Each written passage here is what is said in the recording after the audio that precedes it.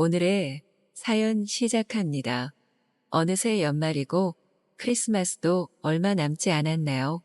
연말연시에 새해를 맞이하는 설레는 그 분위기는 언제 겪어도 간질간질해지는 느낌인 것 같습니다.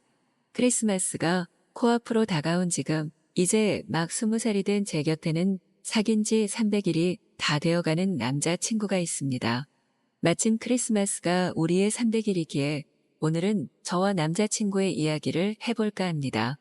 저와 남자친구는 고등학교 졸업 후 대학에 합격 발표가 난 뒤 시작한 첫 알바에서 만난 사이였습니다. 1월 1일 20대의 첫날을 맞이하고 사회초년생의 설레는 마음으로 시작한 알바는 다름 아닌 카페 아르바이트였습니다. 늘 카페에 앉아서 고객의 입장이었을 때는 몰랐지만 카페의 주방에서는 생각보다 훨씬 많은 일들이 벌어지고 있었습니다.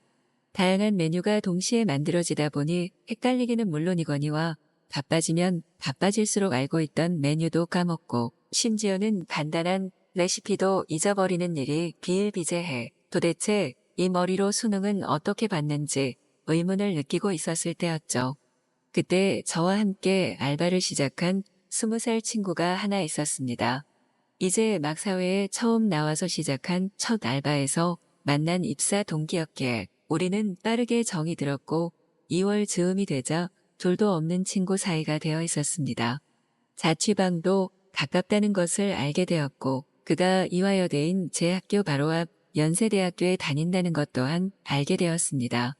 그렇게 우리는 같은 시간대에 알바를 하고 함께 자취방으로 돌아가는 등 둘도 없는 친구처럼 붙어 다녔습니다. 그와는 별개로 카페 일을 하는 제 일머리는 무슨 수를 써도 나아지지 않았습니다. 컵만 3번 이상 깨먹고 케이크를 꺼내다가 없는 등 온갖 칠칠 맞은 짓을 하는 날들이 반복되었죠. 그 친구는 같이 일하는 동료의 실수에 짜증이 날 법도 함에도 단 한 번도 짜증내지 않고 사람 좋은 미소를 지으며 제가 친 사고를 수습해 주고는 했습니다. 옅은 한숨을 내쉬며 또라고 말하는 듯한 표정을 짓고서 말이죠.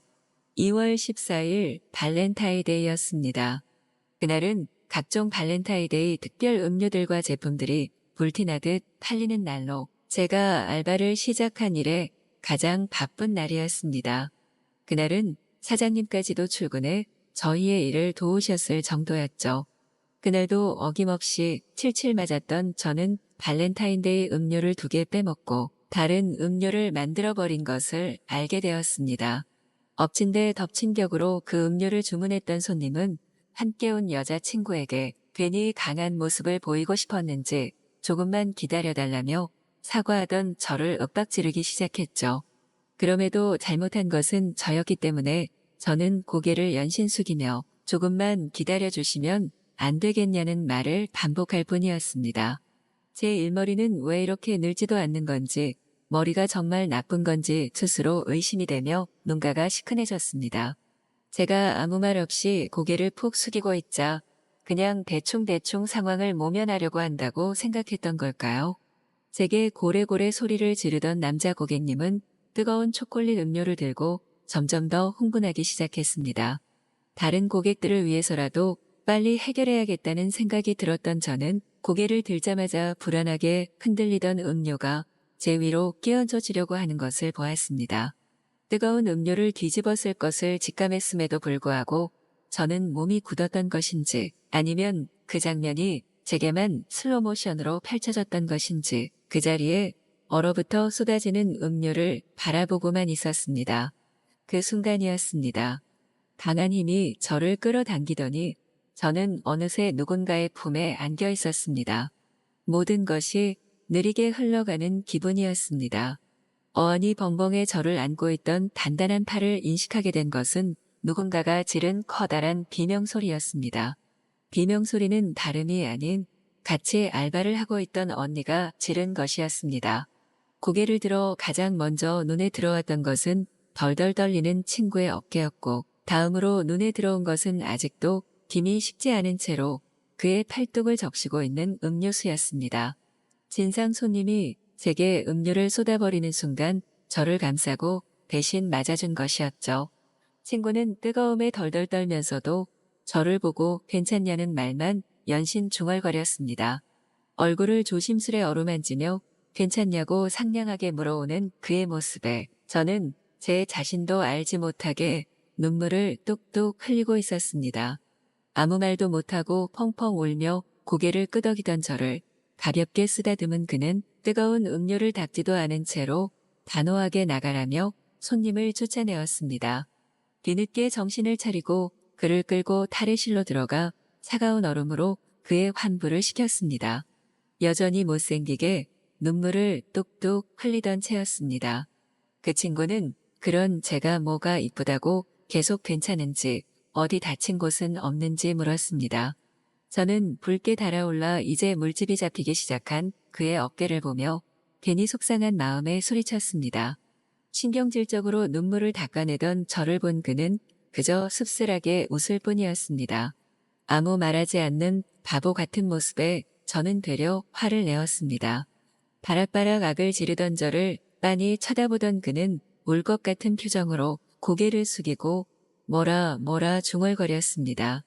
나를 좋아한다고 말하는 것입니다. 그제야 눈에 들어왔습니다.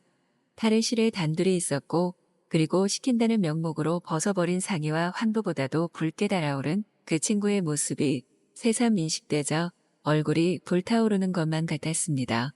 심장이 얼굴에서 뛰는 것 같았죠. 잔뜩 달아올라 부끄러워하는 제 모습을 본 그는 놀라서 눈을 크게 떴습니다. 그렇게 이상야릇한 분위기가 지속되다가 함께 일하던 알바 언니가 탈의실로 들어오고서 종료되었습니다. 둘은 아무렇지도 않게 알바를 마쳤지만 그날 저녁 퇴근하는 길에 저와 그는 각자의 자취방으로 향하지 않고 오래도록 걸으며 그렇게 연인이 되었습니다. 서로에게 잊지 못할 추억거리를 만들자고 하면서 나의 자취방에서 서로를 안고서 밤새도록 즐거운 시간을 보내자고 하더라고요. 우리는 자취방에서 아름답고 뜨거운 사랑을 나누었습니다. 그 뜨거웠던 시간이 어느덧 300일이 되었네요. 지금은 더 이상 그 알바를 하지 않지만 저는 여전히 칠칠 맞고 제 남자친구는 늘 그런 저를 보살펴줍니다. 그렇게 예쁘게 사랑하며 지내고 있어요. 여전히 저희는 처음 사귀었던 그날처럼 서로를 가장 많이 애틋하게 사랑합니다. 여러분은 어떤 크리스마스를 보낼 예정이신가요? 연인과의 달달한 크리스마스, 가족들과의 따뜻한 크리스마스이든 친구들과 즐겁게 보내시는 분들도 있을 거라 생각합니다만 어떤 방식으로 한 해의 마지막 연휴를 보내시던 행복한 하루 되시기를 바랍니다. 다가오는 미래에 좋은 일이 있길 바랍니다.